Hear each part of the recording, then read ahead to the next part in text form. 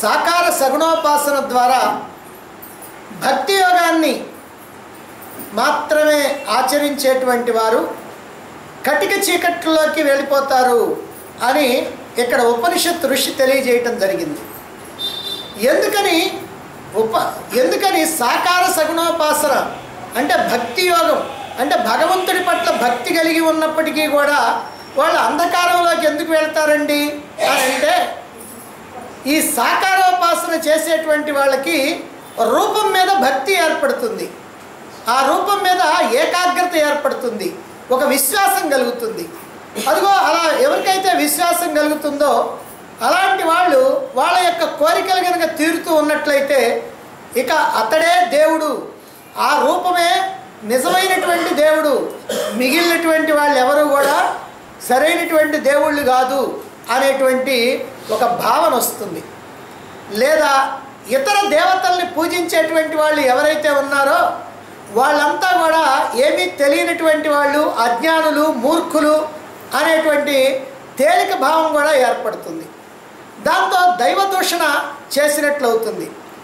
లేదా ఒకవేళ వాళ్ళ కోరికలు కనుక తీరలేదనుకోండి, ఏ దేవత అయితే తమ కోరికలను ఇంతకుముందు తీర్చిందో ఆ దేవతే ఇప్పుడు కనుక తమ కోరికలను కనుక తీర్చకపోయినట్లయితే, వాళ్ళు కోరుకున్నటువంటి ఆ కోరికలు లేదా ఆ కష్టాలు తీరాలి అని అనుకుంటే అవి కనుక తీరకపోయినట్లయితే ఈ దేవుడు ప్రభావాన్ని కోల్పోయాడు, ఈ దేవుడు ఇప్పుడు ఏమీ కూడా ప్రయోజనం కలిగించడం లేదు అని ఇంకొక దేవుడిని కొలవటానికి ప్రయత్నం చేస్తూ ఉంటారు. ఇలా దేవతల్ని మార్చుకుంటూ ఉంటారు. ఆయన కాకపోతే ఈయన, ఈయన కాకపోతే ఆయన అని దేవతల్ని మార్చుకుంటూ చివరికి దైవం మీద విశ్వాసాన్ని కూడా కోల్పోయేటువంటి పరిస్థితి వస్తుంది. దానితో నాస్తికులై పతనానికి చేరుకుంటారు. ఇదే అంధకారం. ఏదో ఒక రూపం మీద దృష్టి పెట్టి ఆ రూపం మీదనే విశ్వాసంతో సాకార సగుణోపాసన చేసేటువంటి వాళ్ళు, అందులోనే ఉండేటువంటి వాళ్ళు, అందులోనే మునిగిపోయేటువంటి వాళ్ళు ఇలా పతనమైపోయేటువంటి అవకాశం ఉంది.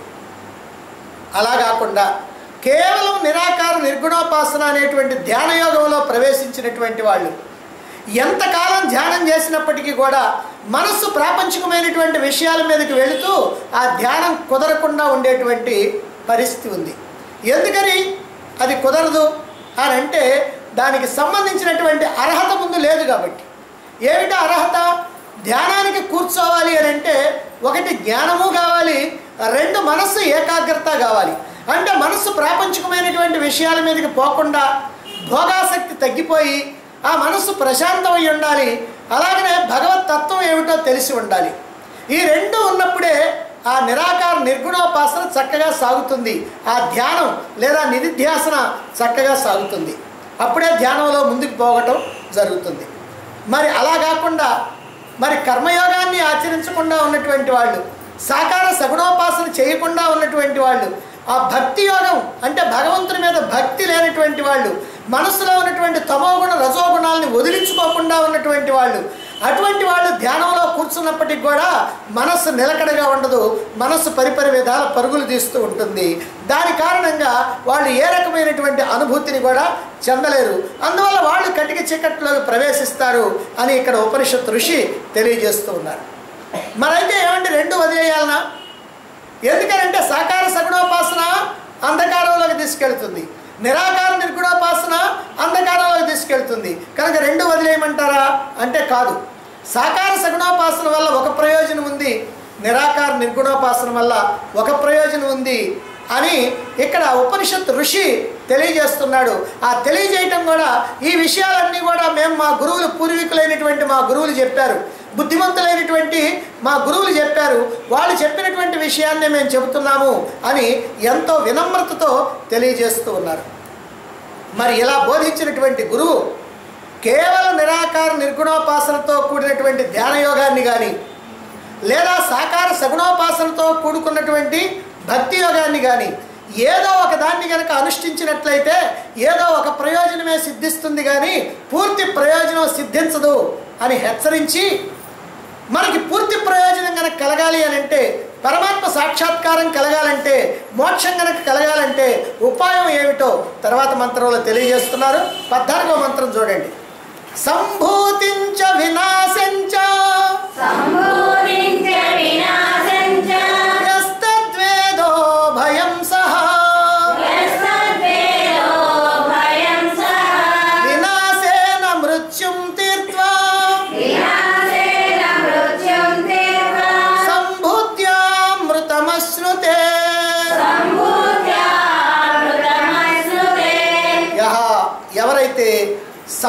సంభూతించ నిరాకార నిర్గుణోపాసనని, వినాశంచ సాకార సగుణోపాసనని. సంభూతి అని అంటే నిరాకార నిర్గుణోపాసనని, వినాశం అని అంటే సాకార సగుణోపాసనని ఎవరు చెప్పారండి? దాని అర్థాలు మనం తర్వాత తెలుసుకుందాం. ఇలా ఎవరైతే నిరాకార నిర్గుణోపాసనని, సాకార సగుణోపాసనని తత్ ఉభయం సహా ఆ రెండింటినీ కూడా కలిపి వేద తెలుసుకుంటారో, ఎవరైతే ఈ రెండింటినీ కలిపి తెలుసుకుంటారో సహా అటువంటి వాడు వినాశేన ఈ సాకార సగుణోపాసన ద్వారా మృత్యుం తీర్త్వా ఈ మార్పులతో కూడుకున్నటువంటి ఈ ప్రపంచాన్ని దాటిపోయి సంభూత్య ఈ నిరాకార నిర్గుణోపాసన ద్వారా అమృతం అశ్నుతే అమృతత్వాన్ని అందుకుంటాడు. మార్పులు లేనటువంటి శాశ్వతమైనటువంటి ఆ పరమాత్మ స్థానాన్ని అందుకుంటాడు అని మనకిక్కడ రెండింటినీ కూడా కలిపి ఆచరించాలి అనేటువంటి విషయాన్ని తెలియజేస్తూ ఉన్నారు. ఎవరైతే నిరాకార నిర్గుణోపాసనని, సాకార సగుణోపాసనని ఈ రెండింటినీ కూడా కలిపి సమన్వయం చేసి తెలుసుకుంటారో, ఆచరిస్తారో, అనుష్ఠానం చేస్తారో అటువంటి వాడు ఈ సాకార సగుణోపాసన వల్లనేమో మార్పులతో కూడుకున్నటువంటి ప్రపంచాన్ని దాటిపోతాడు. ఈ నిరాకార నిర్గుణోపాసన వల్లనేమో ఆ పరమాత్మ స్థితిని అందుకుంటాడు, అమృతత్వాన్ని అందుకుంటాడు అని ఇక్కడ తెలియజేయటం జరిగింది.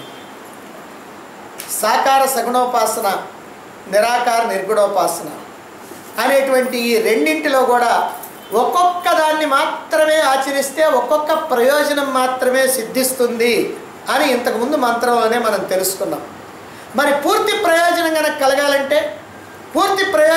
కలగాలంటే రెంటిని కూడా సమన్వయం చేసి కలిపి ఆచరించవలసిందే. ఈ విషయాన్నే ఈ మంత్రంలో తెలియజేస్తున్నారు. ముందుగా మనం నిరాకార నిర్గుణోపాసన గురించి తెలుసుకుందాం. ఈ నిరాకార నిర్గుణోపాసనే ధ్యానయోగం. పరమాత్మ తత్వాన్ని గురించి నిరంతరము కూడా ధ్యానించాలి. ఇక్కడ పరమాత్మ తత్వాన్ని గురించి ధ్యానించాలంటే పరమాత్మను గురించి ధ్యానించడం అని అంటే నిన్ను గురించి ధ్యానించడం అని అర్థం. కారణం ఏమిటంటే ఆ పరమాత్మ మరి ఎవరో కాదు, అది నీవే. కారణం ఏమిటి? పరమాత్మ నిరాకారుడు, నిర్గుణుడు. మరి నీవు కూడా నిరాకారుడివి, నిర్గుణుడివి. ఎందుకని నీవు అని అంటే ఈ దేహం కాదు, ఈ దేహానికి వేరుగా ఈ దేహమునందంతటా నఖశిఖ పర్యంతం వ్యాపించి ఉన్నటువంటి సూక్ష్మాతి సూక్ష్మమైనటువంటి ఆ చైతన్యం ఏదైతే ఉందో ఆ చైతన్యం అది నీ యథార్థమైనటువంటి స్వరూపం. ఆ స్వరూపం నిరాకార నిర్గుణమైనటువంటి స్వరూపం. కాబట్టి ఇలా పరమాత్మ తత్వాన్ని యథార్థంగా ఉన్నది ఉన్నట్టుగా కనుక తెలుసుకున్నట్లయితే, ఆ తెలుసుకున్న తర్వాత అప్పుడు పరమాత్మని కనుక ధ్యానిస్తూ ఉన్నట్లయితే ఆ ధ్యానం నిరంతరము కూడా అలా సాగిపోతూ ఉండాలి. అలా ధ్యానించాలి అంటే పరమాత్మ తత్వం తెలియాలి. ఇది జ్ఞానయోగం ద్వారా తెలుస్తుంది. మరి జ్ఞానయోగం అని అంటే ఉపనిషత్తుల యొక్క అధ్యయనం. అంటే ఉపనిషత్తుల్లో మాత్రమే పరమాత్మ యొక్క తత్వాన్ని యథార్థంగా ఉన్నది ఉన్నట్టుగా చెప్పటం జరిగింది. అందువల్ల ఉపనిషత్తుల్ని కనుక అధ్యయనం చేసినా, ఉపనిషత్తుల్లో ఉన్నటువంటి జ్ఞానాన్ని కనుక శ్రవణం చేసినా అప్పుడు మనకి పరమాత్మ యొక్క యథార్థమైనటువంటి తత్వం తెలుస్తుంది. అలా తెలుసుకున్న తర్వాత నిశ్చలమైనటువంటి మనస్సుతో, ఏకాగ్రమైనటువంటి మనస్సుతో తైలధారలాగా ఆత్మతత్వాన్ని ధ్యానించాలి. అలా ధ్యానించి మనస్సు కాస్త నిర్విషయమై శూన్యమై పోవాలి. అంటే ఈ ధ్యానం అనేటువంటిది దేనికి అని అంటే అనేకమైనటువంటి విషయాల మీదకి పోయేటువంటి మనస్సు ఒక్క విషయం మీదకి పోవాలి. చివరికి ఒక్క విషయం మీద ఉన్నటువంటి ఆ మనస్సు కూడా ఏ విషయం మీద లేకుండా నిర్విషయం కావాలి. ఇది ధ్యానం యొక్క పరాకాష్ఠ దశ. దీన్నే సమాధి స్థితి అని అంటారు. కాబట్టి ఇలా మనస్సు కనుక అంతమైపోయినట్లయితే, ఆలోచనలు కనుక అంతమైపోయినట్లయితే, ఒక్క ఆలోచన కూడా లేకుండా పోయినట్లయితే మిగిలేది పరమాత్మే. ఆ పరమాత్మ నేనే, సోహం అని తెలుస్తుంది. అదే ఆత్మసాక్షాత్కారం. అయితే ఇది ఎప్పుడు సాధ్యమవుతుంది? ఈ రకమైనటువంటి నిరాకార నిర్గుణోపాసన అనేటువంటి ధ్యానయోగం ఎప్పుడు సాధ్యమవుతుంది అని అంటే దీనికి మనస్సు ఏకాగ్రం కావాల్సినటువంటి అవసరం ఉంది. మనస్సు ప్రాపంచికమైనటువంటి విషయాలతో కలుషితం కాకుండా నిర్మలం కావాల్సినటువంటి అవసరం ఉంది. మనస్సు కనుక అలా ఏకాగ్రం కావాలంటే దీర్ఘకాలం ఏదో ఒక లక్ష్యం మీద సాధన చేయాల్సినటువంటి అవసరం ఉంది. ఎందుకనంటే మనస్సు కోతి లాంటిది. కోతి ఏం చేస్తుందంటే ఆ కొమ్మ మీద నుంచి ఈ కొమ్మ మీదకి, ఈ కొమ్మ మీద నుంచి ఆ కొమ్మ మీదకి, ఈ చెట్టు మీద నుంచి ఆ చెట్టు మీదకి, ఆ చెట్టు మీద నుంచి ఈ చెట్టు మీదకి, చెట్టు మీద నుంచి గోడ మీదకి, గోడ మీద నుంచి చెట్టు మీదకి ఇలా పరుగులు తీస్తూ ఉంటుంది. ఎందుకని? అది చంచలమైనటువంటిది కోతి. అదే ప్రకారంగా ఈ మనస్సు కూడా చంచలమైనటువంటిది. కనుక ఈ చంచలమైనటువంటి మనస్సు ఒక విషయం మీద నుంచి ఒక విషయం మీదకి, ఒక వస్తువు మీద నుంచి ఇంకొక వస్తువు మీదకి, ఒక భోగం మీద నుంచి ఇంకొక భోగం మీదకి ఇలా పరుగులు తీస్తూ ఉంటుంది. ఇలా పరుగులు తీస్తూ ఈ కోరికలతో వాటి మీదకి వీటి మీదకి దూకుతూ ఉండేటువంటి ఈ మనస్సు ఏదైతే ఉందో అది ప్రాపంచికమైనటువంటి విషయాల్లో ఇరుక్కుపోతుంది. అలా ఇరుక్కుపోయినటువంటి ఆ మనస్సుని ఆ ప్రాపంచికమైనటువంటి విషయాల్లో నుంచి, ఆ వ్యామోహాల్లో నుంచి దాన్ని కాస్త బయటికి తీసుకొని రావాలి, దాన్ని వెనక్కి తీసుకొని రావాలి. ఎలా తీసుకొస్తామండి? దానికి కూడా మార్గం ఉంది. ఎలా అంటే మనస్సుకి నచ్చ చెప్పాలి. ఈ ప్రాపంచికమైనటువంటి విషయాలు కానీ వస్తువులు కానీ అన్నీ అనిత్యమైనటువంటివి, అశాశ్వతమైనటువంటివి, మనకి నిజమైనటువంటి సుఖాన్ని ఇచ్చేవి కావు. సుఖాన్ని ఇచ్చినట్టే ఇచ్చి దుఃఖాన్ని మనకు వదిలిపెట్టిపోయేటువంటివి. కాబట్టి ఈ అనిత్యమైనటువంటి ప్రాపంచిక విషయాలు ఎప్పుడు కూడా అనిత్యమైనటువంటి తాత్కాలికమైనటువంటి సుఖాన్ని ఇస్తాయే కానీ శాశ్వతమైనటువంటి సుఖాన్ని మనకి ఇవ్వవు. శాశ్వతమైనటువంటి సుఖం మనకు గనక కావాలి అంటే, నిత్యమైనటువంటి సుఖం కావాలంటే నిత్యమైనటువంటి వస్తువుని మాత్రమే మనం పట్టుకోవాలి. నిత్యమైనటువంటి వస్తువు మాత్రమే నిత్యమైనటువంటి సుఖాన్ని ఇస్తుంది అని మన యొక్క వివేకంతో, బుద్ధిలో ఉండేటువంటి వివేకంతో తెలుసుకొని ఈ అనిత్యమైనటువంటి ప్రాపంచిక విషయాల మీద నుంచి మన యొక్క మనస్సుని వెనక్కి తీసుకురావాలి. వైముఖ్యం కలగాలి, వైరాగ్యం కలగాలి.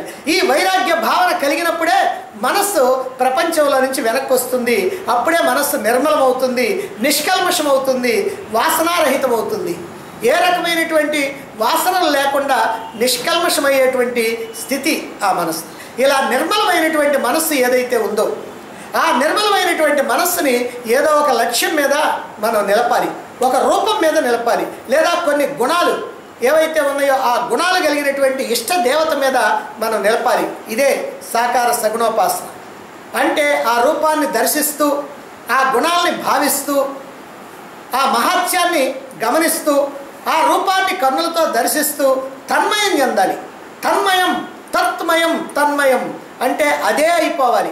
అంటే ఆ పరమాత్మతో, ఆ భగవంతుడితో, ఆ రూపంతో విడదీయరానటువంటి సంబంధం కలగాలి, విడదీయరానటువంటి ఆ బంధం కలగాలి. అయితే మనస్సు దాని యొక్క సహజ గుణం అవుతుంది. మనస్సుకి దాని కారణంగా మళ్ళీ మళ్ళీ చెలుస్తూనే ఉంటుంది, మళ్ళీ మళ్ళీ ప్రపంచంలోకి పరుగులు తీస్తూనే ఉంటుంది. అయినప్పటికీ కూడా అభ్యాసం, వైరాగ్యం అనేటువంటి రెండు ఉపాయాలని మనం పాటించాలి. ఈ విషయాన్నే అర్జునుడు భగవద్గీతలో అడిగాడు భగవానుడిని. ఓ భగవాన్, నువ్వు చెప్తుంది కరెక్టేనయ్యా, ఈ మనస్సు అనేటువంటిది అట్లా గట్టిగా పట్టుకొని నిలపడానికి వీలయ్యేటువంటిది కాదే, ఇది వాయువు కన్నా కూడా ఇంకా చలించేటువంటిదే, ఎలా దీన్ని మనం నిలపగలుగుతాం అని అడిగితే దానికి ఆయన అభ్యాసం, వైరాగ్యం అని రెండు విషయాల్ని అక్కడ చెప్పడం జరిగింది. ఏమిటి అభ్యాసం అంటే? అభ్యాసం అంటే ప్రతిరోజు కూడా ఒక ప్రత్యేకమైనటువంటి ఒక సమయాన్ని కేటాయించుకొని, ఒక అలవాటుగా కొంత సమయాన్ని కేటాయించుకొని ఆ ధ్యానాన్ని కొనసాగిస్తూ ఉండాలి. మరి మిగిలినటువంటి సమయం అండి, మిగిలిన సమయంలో మర్చిపోవాలంటే మిగిలిన సమయంలో కూడా వీలున్నంత వరకు ధ్యానంలో నువ్వు ఏ భావాన్ని అయితే వ్యక్తం చేసుకున్నావో, ఏ భావాన్ని అయితే భావించావో ఆ భావమే మళ్ళీ మిగిలినటువంటి సమయంలో కూడా నువ్వు పనులు చేసుకుంటున్నప్పుడు కూడా దైనందిన జీవితంలో అప్పుడప్పుడు గుర్తు తెచ్చుకుంటూ అలా ఉండిపోవాలి. ఇదేమో అభ్యాసం. ఇక వైరాగ్యం అని అంటే ప్రాపంచికమైనటువంటి వస్తువుల మీద, విషయాల మీద, భోగాల మీద ఆసక్తి తగ్గిపోవాలి. అంటే లభించిన దానితో తృప్తి చెందటం నేర్చుకోవాలి. మనకి ఎప్పుడు కూడా ఎలా ఉంటుందంటే, మనకి ఎంతన్నా ఉండరు దాని మీద దృష్టి ఉండదు, మనకి లేని దాని మీద దృష్టి ఉంటుంది. ఒకళ్ళకి రకరకాలైనటువంటి సొమ్ములన్నీ ఉన్నాయి, కానీ ఏ హారమో లేకపోతే ఏ వంక్యో ఏ వడ్రానమో ఏదో ఒక్కట్లేదు. ఇప్పుడు వాళ్ళ ఆలోచన అంతా దాని మీదనే ఉంటుంది. అట్లానే మనకి చాలా ఇళ్ళు ఉన్నాయి, చాలా పొలాలు ఉన్నాయి, స్థలాలు ఉన్నాయి, అన్నీ ఉన్నాయి, లేదా పెద్ద పరిశ్రమ లేదు, కానీ ఆ పరిశ్రమ మీదనే దృష్టి ఉంటుంది. మనకి రకరకాలైనటువంటి వాహనాలు ఉన్నాయి, కారు లేదు, కానీ ఆ కారు మీదనే ఉంటుంది. అంటే మనకి ఉన్నటువంటి దాని మీద కాకుండా లేనటువంటి దాని మీదకి మన మనస్సు పోతూ ఉంటుంది. కాబట్టి మనం ఏం చేయాలంటే లభించిన దానితో తృప్తి చెందు, ఉన్నటువంటి దానితో తృప్తి చెందు అని మనం ఎప్పుడూ సంకేతం ఇస్తూ ఉండాలి. ఈ మనస్సును ఎప్పుడు కూడా దానికి అనుకూలంగా మనం తయారు చేస్తూ ఉండాలి. అలా కనుక తయారు చేస్తూ ఉన్నట్లయితే కొంతవరకు మనం ప్రాపంచిక విషయాల్లో నుంచి వెనక్కి వస్తాం. అంతేకాదు ఇక్కడ ఉన్నటువంటి వస్తువులు కానీ, విషయాలు కానీ, భోగాలు కానీ, సంపదలు కానీ, ఏవైనా సరే, ధనధాన్యాలు కానీ ఏవైనా సరే, మనం వస్తువు తెచ్చింది లేదు, పోతూ తీసుకెళ్ళేది లేదు. వస్తువు ఖాళీ చేతులతో వచ్చాం, పోతూ కూడా ఖాళీ చేతులతో వెళ్తాం. అలా ఖాళీ చేతులు పెట్టుకోకుండా ఏవైనా చేతులు ఉంగరాలు కనుక పెట్టుకుంటే ఇంటి దగ్గర, దారిలోనూ, చివరికి ఎక్కడొక్కడ తీస్తారే కానీ నీకు మాత్రం ఉంచేటువంటి అవకాశమే లేదు. కాబట్టి మనం లభించినటువంటి దానితో తృప్తి చెందటం అనేటువంటి ఒకే ఒక్క అద్భుతమైనటువంటి ఉపాయాన్ని కనుక మనం స్వీకరించినట్లయితే మనం హాయిగా ప్రశాంతంగా ఉండేటువంటి పరిస్థితి వస్తుంది. అంతేకాదు నాది నాది అనుకుంటున్నది ఏది కూడా నిజంగా నాది కాదు. ఇక్కడ నాది అనేటువంటిది ఏముంది? ఒకవేళ నాది అనేటువంటిది కనుక ఉన్నట్లయితే నేను దేన్నైనా సరే తీసుకొని వెళుతున్నానా నాతో పాటుగా, అన్నీ కూడా ఇక్కడ వదిలిపెట్టిపోవాల్సిందే కదా అనేటువంటి విషయం కూడా మనం అప్పుడప్పుడు గుర్తు చేసుకుంటూ ఉండాలి. అలా ప్రతి విషయంలో కూడా దోషాలు ఉన్నాయి అని గుర్తించి ఆ దోష దృష్టితో మళ్ళీ మళ్ళీ కనుక మనం చూస్తూ ఉన్నట్లయితే ఈ వస్తువుల మీద, విషయాల మీద, భోగాల మీద మనకు ఉన్నటువంటి ఆసక్తి తగ్గిపోద్ది, వైరాగ్యం కలుగుద్ది. ఇలా అభ్యాసం, వైరాగ్యం అనేటువంటి రెండు ఏవైతే ఉన్నాయో మనని ఖచ్చితంగా ఈ రెండు ఉపాయాలు కూడా మన యొక్క మనస్సుని మన స్వాధీనంలోకి తెచ్చుకోవడానికి పనికొస్తాయి. అలా మనస్సు స్వాధీనం అయిన తర్వాత ప్రత్యేకంగా అదిగో ఆ రూపం మీద మనం నిలబట్టవచ్చు. ఈ విధంగా సాకార సగుణోపాసన చెయ్యాలి. కాబట్టి అటు నిరాకార నిర్గుణోపాసన అనేటువంటి ధ్యానం, సాకార సగుణోపాసన అనేటువంటి భక్తి, ఈ రెండు ఉపాసనలు కూడా కలిపి చేస్తేనే ప్రయోజనం కలుగుతుంది అని ఈ మంత్రంలో ఉపనిషత్ ఋషి మనకి తెలియజేస్తూ ఉన్నాడు. అయితే కలిపి చేస్తే ఏమిటి ప్రయోజనం? సాకార సగుణోపాసన వల్ల ఈ ప్రాపంచికమైనటువంటి వ్యామోహాలు తొలగిపోతాయి. కారణం ఏమిటి? ఈ వ్యామోహాలన్నీ తొలగించుకునే కదా రూపం మీద మన దృష్టి పెట్టింది. అందువల్ల సాకార సగుణోపాసన కనుక నువ్వు సక్రమంగా కనుక చేసినట్లయితే ప్రాపంచికమైనటువంటి విషయాల పట్ల నీకు వైముఖ్యం ఏర్పడుతుంది, వాటితో ఉన్నటువంటి బంధం తీరిపోతుంది. అందువల్ల మార్పులతో కూడుకున్నటువంటి ఈ ప్రపంచాన్ని దాటిపోతావు అని ఇక్కడ చెప్పారు. అదేవిధంగా నిరంతరము ఆ భగవంతుని యొక్క అద్భుతమైనటువంటి రూపాన్ని చూస్తూ ఆయన గుణాల్ని ప్రేమతో, భక్తితో, తన్మయత్వంతో తలుచుకుంటూ ఏది మాట్లాడినా భగవంతుడి గురించే మాట్లాడుతూ, ఏం వింటున్నా భగవంతుడి గురించే వింటూ, ఏమి చూస్తున్నా ఆ భగవంతుని యొక్క రూపాన్నే చూస్తూ, ఏమి జరిగినా ఆ భగవంతుని యొక్క ఇచ్చ ప్రకారమే జరుగుతుందని భావిస్తూ, ఏమి తింటున్నా భగవంతుని యొక్క ప్రసాదమే నాకు లభిస్తున్నది, దాన్నే నేను తింటున్నాను అని భావిస్తూ, ఒకటే రందితో రెండవ ఆలోచన లేకుండా నిరంతరము కూడా ఆ భగవంతుడితో తన్మయం చెందటమే ఈ సాకార సగుణోపాసన యొక్క అంతిమ లక్ష్యం. ఇటువంటి భక్తి వల్ల మనస్సు ఎటూ పోకుండా ఏకాగ్రమవుతుంది. దీని కారణంగా మనలో ఉన్నటువంటి రజోగుణం తగ్గిపోతుంది. నిష్కామ కర్మయోగం వల్ల మనలో ఉన్నటువంటి తమో గుణం పోతుంది, రజోగుణం మాత్రం ఉంటుంది. ఇప్పుడు సాకార సగుణోపాసన వల్ల రజోగుణం తొలగిపోతుంది. ఇప్పుడు మనం సత్వగుణంలో ప్రవేశిస్తాం. రజోగుణం ఎప్పుడైతే తగ్గిపోయిందో తమోగుణ రజోగుణాలు పోవటంతో ఇక మిగిలినటువంటి గుణం సత్వగుణం. కాబట్టి ఆ సత్వగుణంలో మనం నిలబడతాం. సత్వగుణం పెరుగుతూ ఉన్న కొద్దీ భగవంతుడిని ఆశ్రయిస్తాం. భగవంతుడికి సంబంధించినటువంటి జ్ఞానాన్ని తెలుసుకోవాలనుకుంటాం, భగవంతుడితో ఐక్యత చెందాలనుకుంటాం, భగవద్ విషయాలను చర్చించాలి అని అనుకుంటాం. ఇదే మార్పులతో కూడినటువంటి ప్రపంచాన్ని దాటం. ఇక ఈ ప్రాపంచికమైనటువంటి విషయాలన్నీ కూడా భక్తి యోగంతో వదిలేయటం జరుగుతుంది. భగవంతుని మీద మనస్సు ఏకాగ్రమవుతుంది.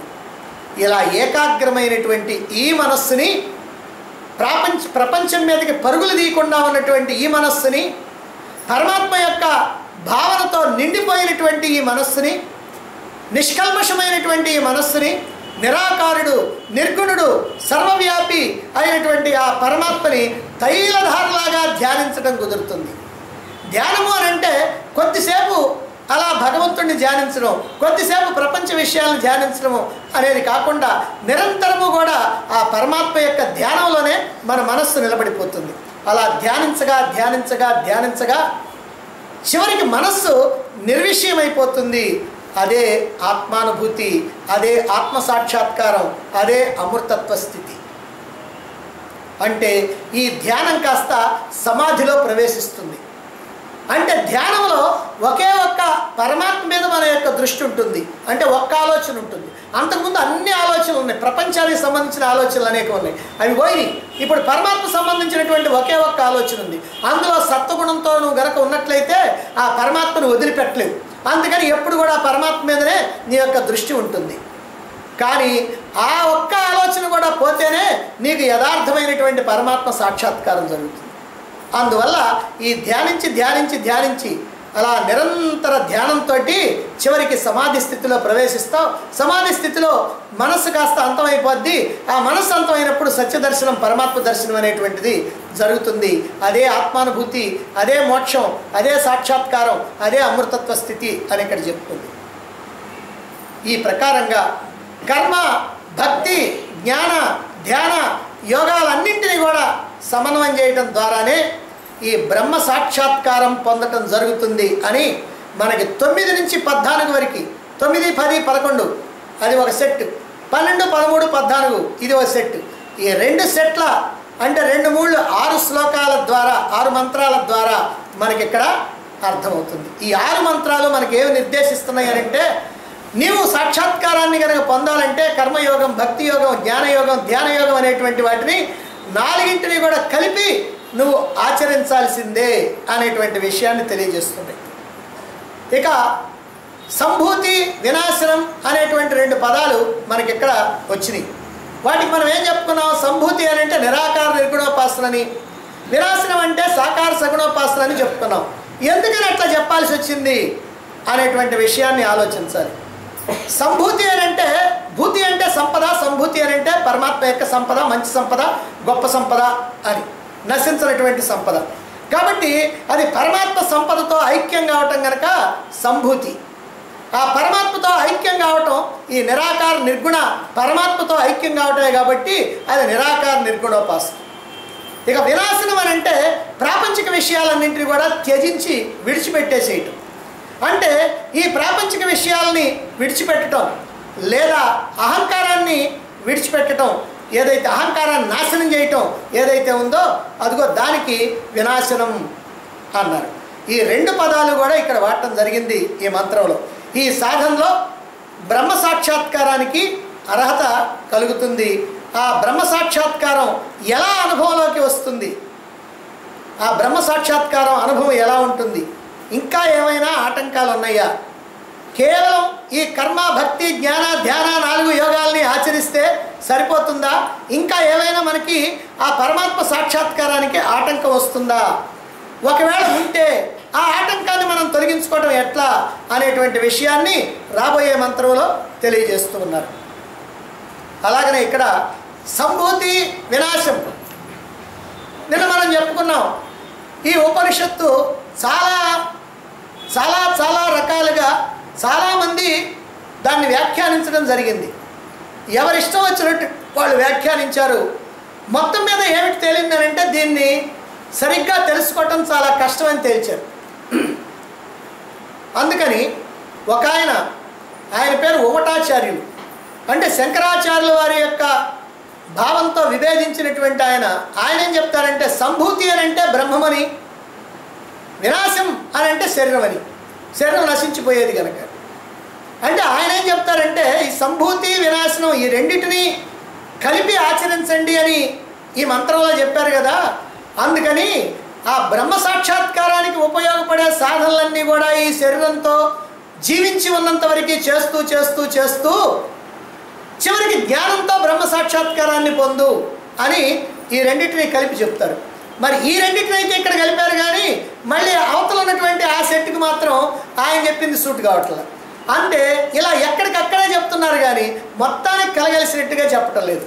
దీనికి కారణం ఏమిటంటే ఈ ఉపనిషత్తులో, ఈశావాస్య ఉపనిషత్తులో ఈ 6 మంత్రాలే.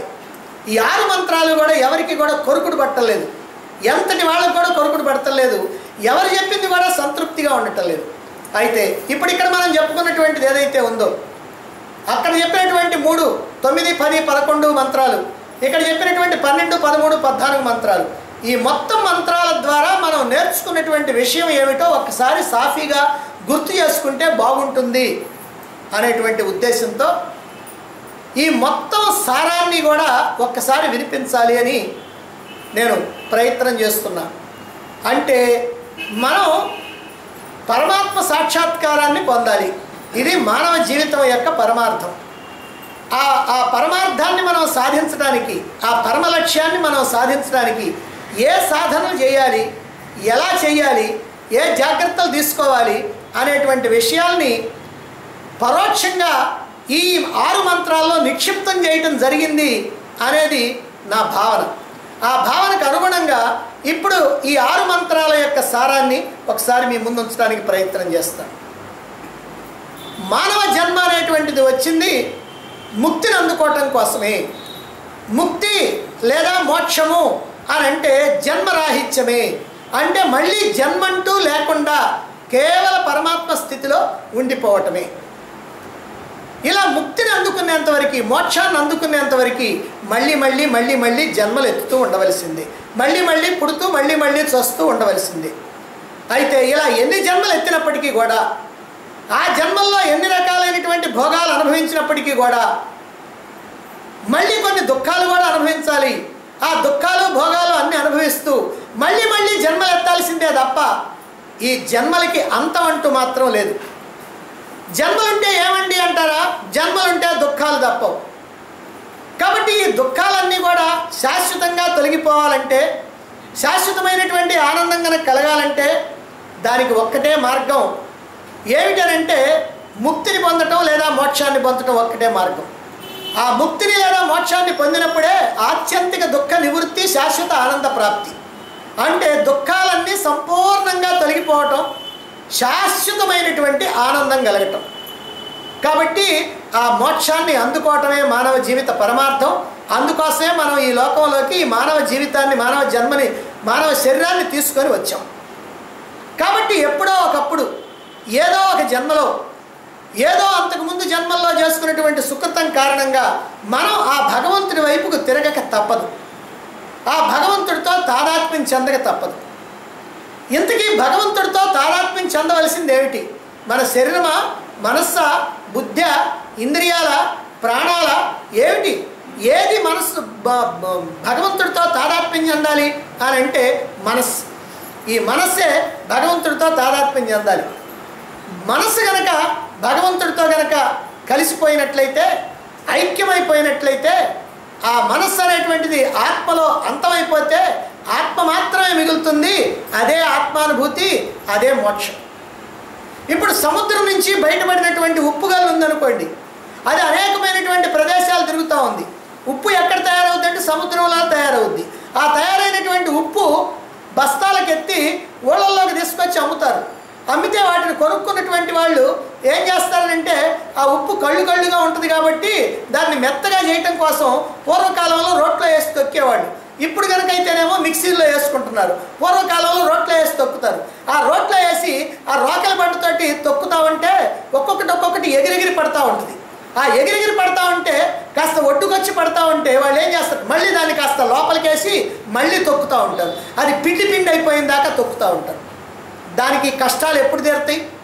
ఈ తన్నులు, ఈ దెబ్బలు ఎప్పుడు తీరుతాయి, ఎప్పుడు పోతాయి దానికి అని అంటే మళ్ళీ అది ఎక్కడి నుంచి అయితే వచ్చిందో, ఏ సముద్రం నుంచి అయితే వచ్చిందో ఆ సముద్రంలో కలిసిపోతే సరిపోద్ది. ఇక దాన్ని ఎవరేం చేయలేరు. అంటే ఆ సముద్రాకారంగా మారిపోవాలి ఉప్పు.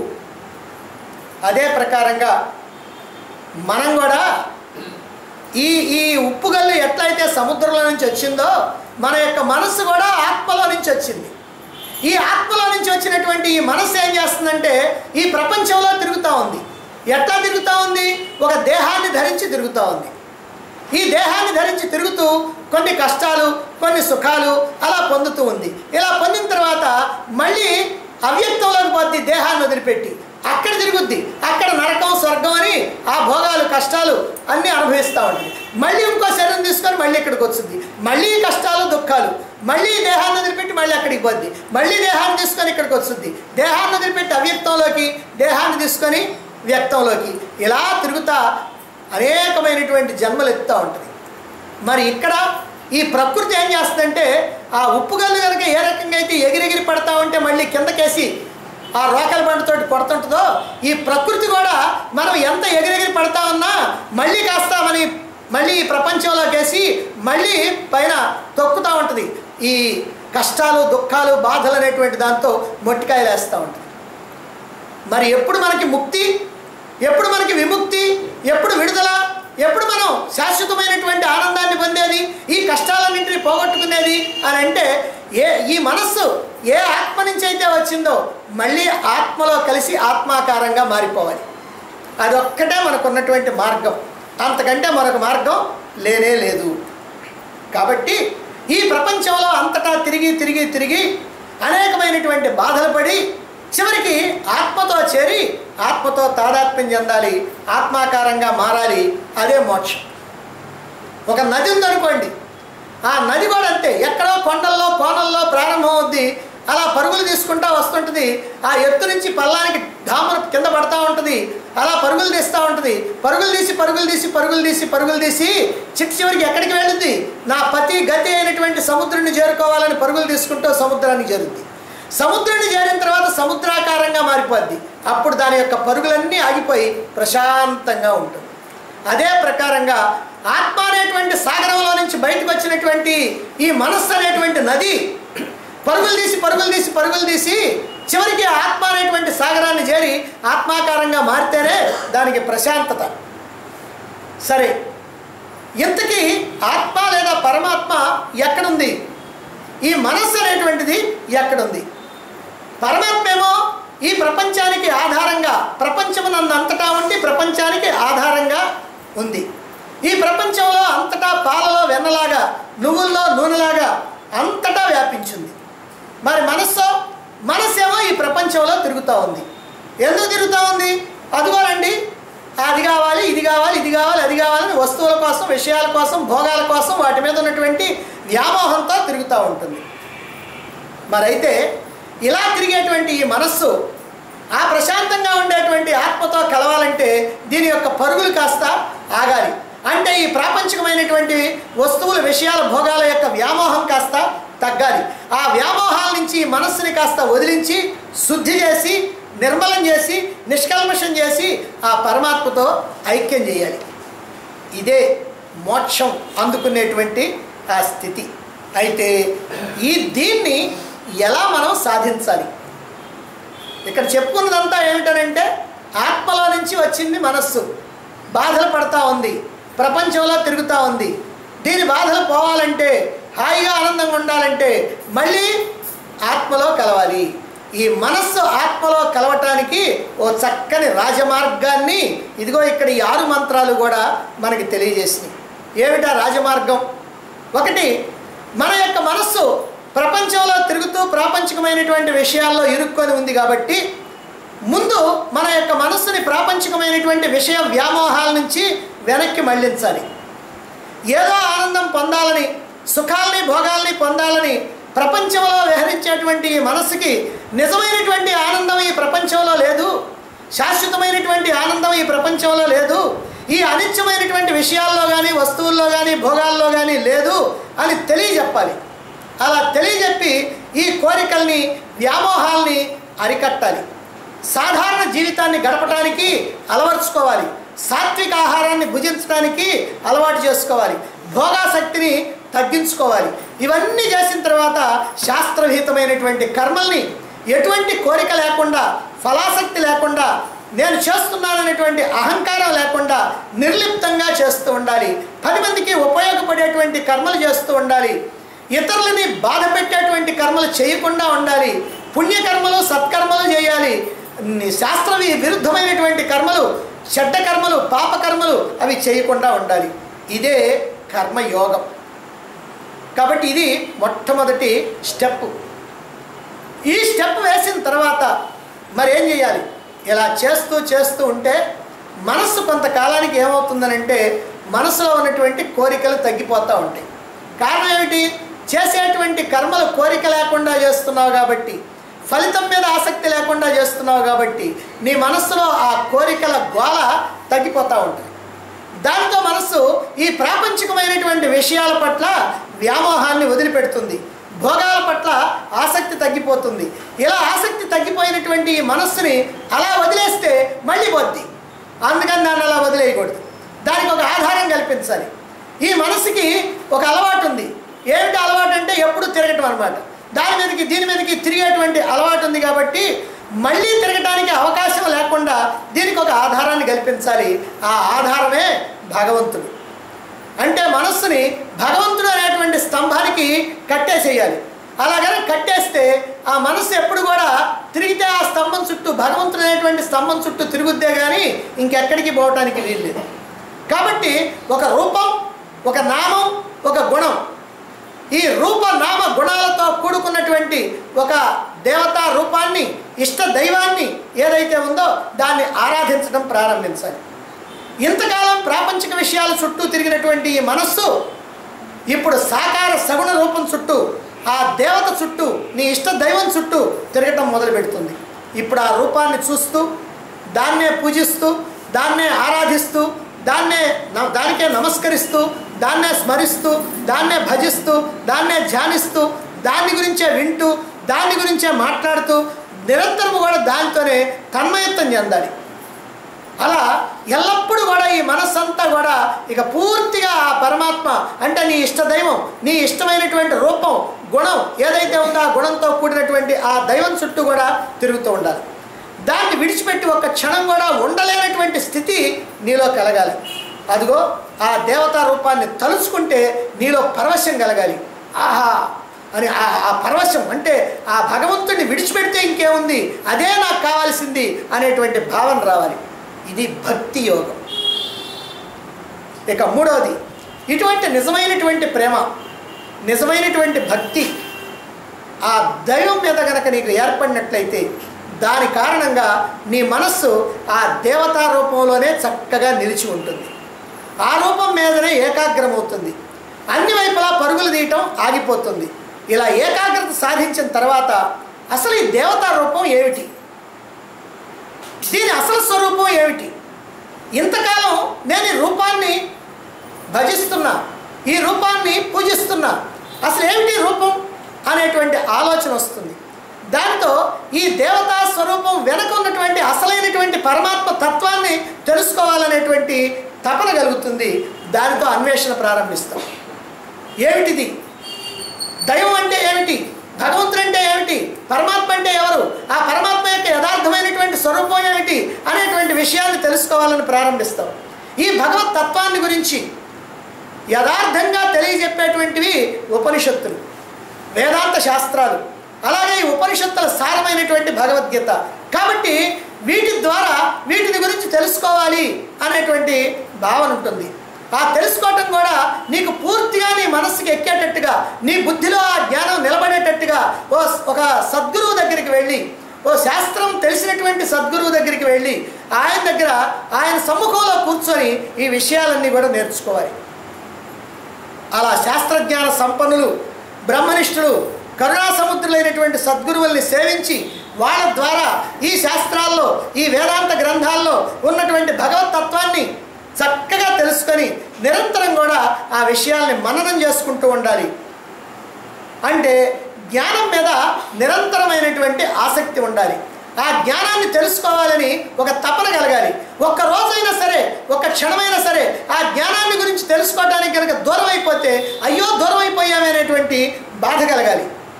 అంతేకాదు ఆ జ్ఞానాన్ని బోధించేటువంటి గురువుతో సత్సంబంధాన్ని కలిగి ఉండాలి. ఆ గురువుని సేవించి పూజించి ఆయన ద్వారా నీకున్నటువంటి సందేహాలన్నీ కూడా నివృత్తి చేసుకుంటూ నువ్వు సంపూర్ణంగా పరమాత్మ తత్వాన్ని తెలుసుకోవాలి. అంతేకాదు శాస్త్రాల్లో చెప్పినటువంటి ఆ వాక్యాల యొక్క పై అర్థం కాకుండా అంతరార్థాన్ని తెలుసుకోవాలి. ఇలా తెలుసుకుంటూ తత్వమసి మహావాక్యం యొక్క అర్థాన్ని చివరికి నువ్వు గ్రహించాలి. ఇలా ఏదైతే చేస్తావో దాన్ని జ్ఞానయోగం అన్నారు.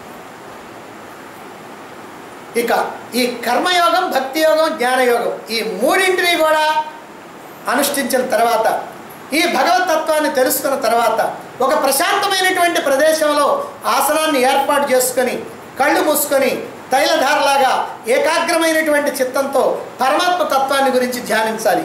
నేను ఎవరిని, అసలు పరమాత్మ ఎవరు అని విచారణ ప్రారంభించాలి. నేను ఈ దేహ మనోబుద్ధులతో కూడుకున్నటువంటి ఈ మనస్సున, లేకపోతే బుద్ధిన, లేకపోతే ఈ దేహాన్న అనేటువంటి ఆలోచన చేయటం ప్రారంభం చేయాలి. అలా ఆలోచన చేస్తూ చేస్తూ కనుక ఉన్నట్లయితే ఈ శరీరం నేను ఉపయోగించుకుంటున్నది, ఈ ఇంద్రియాలు నేను ఉపయోగించుకుంటున్నాయి, ఈ మనస్సు నేను ఉపయోగించుకుంటున్నది, ఈ బుద్ధి నేను ఉపయోగించుకుంటున్నది, ఇవన్నీ నావి, అంతేగాని ఇవి నేను కాదు. కాబట్టి ఇవన్నీ ఉపయోగించుకునే ఆ నేను ఎవరిని? కాబట్టి నేను ఒక సూక్ష్మాతి సూక్ష్మమైనటువంటి ఓ చైతన్యాన్ని. ఈ చైతన్యమైనటువంటి నేను ఇదిగో ఈ శరీర మనోబుద్ధుల్ని ఉపయోగించుకుంటూ ఉన్నాను కనుక నేను ఆత్మను, ఆత్మస్వరూపాన్ని, ఆత్మ చైతన్యాన్ని.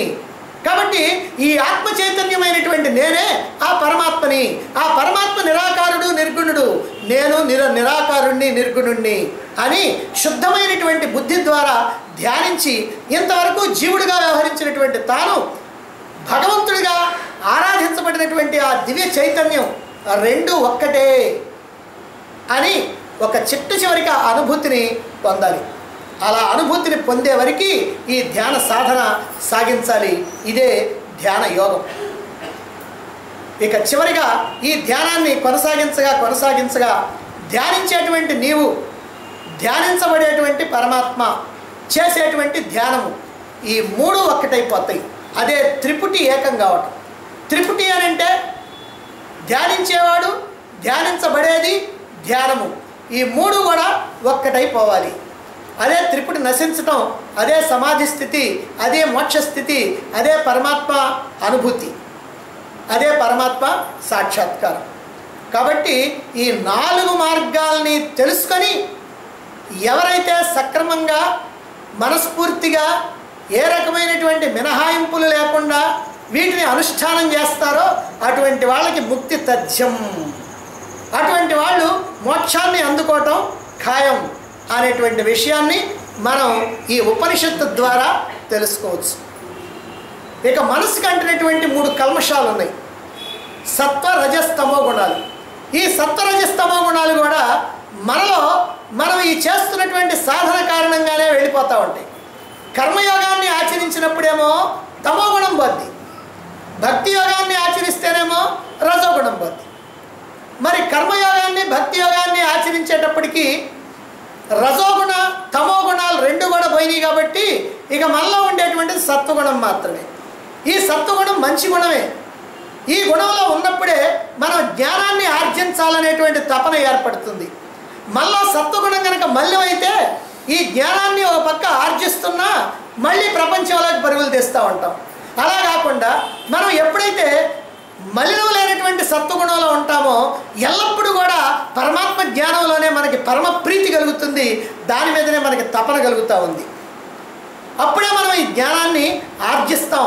జ్ఞానాన్ని ఆర్జిస్తేనే ధ్యానాన్ని కొనసాగిస్తాం.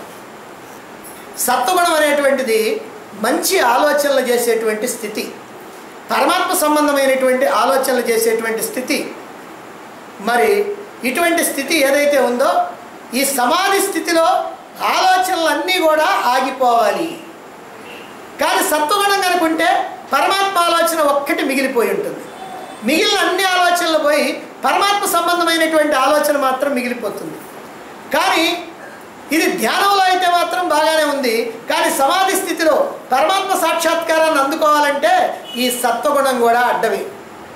ఈ సత్వగుణం పోతే కానీ ఈ పరమాత్మ యొక్క భావన కూడా అంతం కాదు. అన్ని భావాలు అంతమైపోయి భావాతీత స్థితి మనకు కలుగుద్ది. ఆ భావాతీత స్థితినే నిస్సంకల్ప స్థితి, నిర్వికల్ప స్థితి అని అంటాం. అందుకనే నిర్వికల్ప సమాధి అని కూడా అంటారు. కాబట్టి ఇలా ఈ త్రిపుటి ఏకమై ఈ నిర్వికల్ప స్థితి కనుక కలిగితే అది ఆత్మ సాక్షాత్కారం. అంటే నేను ఎంతకాలం ధ్యానం చేయాలండి అని ఒక ఆయన రమణ మహర్షిని అడిగాడట. అడిగితే ఆయన చెప్పాడు, నేను ధ్యానం చేస్తున్నానని మర్చిపోయేదాకా చేయమన్నాడు. ఎందుకనంటే ఈ ధ్యానం అనేటువంటిది చేస్తూ చేస్తూ నేను ఎంతకాలం చేయాలండి అంటాడు. ఎంతకాలం చేయాలంటే ఈ క్వశ్చన్ ఎప్పుడు వచ్చిందనంటే ఇంకా నేను ధ్యానం చేస్తున్నాను అనేటువంటి భావన ఉన్నంతకాలం. అంటే నీలో సత్వగుణం ఉన్నంతకాలం, అంటే నీలో ఒక ఆలోచన కలుగుతున్నంతకాలం, ఒకే ఆలోచన మీదైనా నీ మనస్సు ఉన్నంతకాలం. ఈ ఆలోచన ఆగితే కదా పరమాత్మ సాక్షాత్కారం. కాబట్టి ఈ ఆలోచన కూడా పోవాలి అని అంటే, ఈ ధ్యానంలో ఒక్క ఆలోచన పోవాలంటే నీలో ఉన్నటువంటి సత్వగుణం కూడా పోవాలి. మరైతే తమో గుణాన్ని వదిలించుకున్నాం, తమో గుణాన్ని వదిలించుకోవడానికి రజోగుణాన్ని పట్టుకున్నాం, రజోగుణాన్ని వదిలించుకున్నాం, రజోగుణాన్ని వదిలించుకోవడానికి సత్వగుణాన్ని పట్టుకున్నాం. మరి సత్వగుణాన్ని వదిలించుకోవడానికి ఏ గుణాన్ని పట్టుకోవాలి? ఏ గుణం లేదు ఇంకా పట్టుకోవటానికి. మరైతే ఈ సత్వగుణం ఎట్ట వదులుద్ది? సత్వగుణాన్ని వదిలించుకోవాలంటే పరమాత్మను పట్టుకోవాలి, నీ ఇష్టదైవాన్ని పట్టుకోవాలి, ఇంకా మరో మార్గం లేదు. కాబట్టి ఆ సత్వగుణాన్ని వదిలించుకోవాలి అని అంటే, ఆ సత్వగుణం యొక్క స్వభావం ఎలాంటిదో, దాన్ని వదిలించుకునేటువంటి ఉపాయం ఏమిటో తర్వాత 15వ మంత్రంలో చెప్పబోతా ఉన్నారు. ఆ ఉపాయాన్ని అనుసరించి మనలో ఉన్నటువంటి ఈ సత్వగుణాన్ని కూడా, అంటే చివరికి ఉన్నటువంటి సత్వగుణాన్ని, ముందుగానే సత్వగుణాన్ని వదిలించుకోవటం మనకి తేలిక. ఎందుకంటే రజోగుణంలోనో తమో గుణంలో పెడితే సత్వగుణం పడుద్ది. అట్లా కాదు, అంటే రజోగుణ తమో గుణాలు పూర్తిగా మళ్ళీ మనకు గుర్తు కూడా లేకుండా పోయి ఈ సత్వగుణం అనే దాంట్లో మనం ఉండి ఈ ధ్యానాన్ని ఆర్జిస్తూ ధ్యానాన్ని చేస్తూ ఈ సత్వగుణాన్ని వదిలించుకొని పరమాత్మ సాక్షాత్కారాన్ని కనుక మనం పొందాలి అంటే దానికి మార్గం ఏమిటనంటే నీవు దైవాన్ని ఆశ్రయించడమే, భగవంతుడిని ఆశ్రయించడమే. అదిగో ఆ భగవంతుడిని ఎట్లా ఆశ్రయించాలో, ఆ భగవంతుడిని ఆశ్రయించి సత్వగుణాన్ని ఎట్లా వదిలించుకోవాలో, వదిలించుకుంటే ఎట్లా ఆలోచనలు ఆగిపోతాయో, ఆత్మసాక్షాత్కారం ఎట్లా కలుగుతుందో, కాబట్టి ఆ విషయాలన్నీ కూడా మనకి తర్వాత చెప్పబోయేటువంటి 15వ మంత్రంలో, అత్యద్భుతమైనటువంటి మంత్రం 15వ మంత్రంలో చెప్పబోతున్నారు. దాన్ని మనం రేపు చెప్పుకుందాం.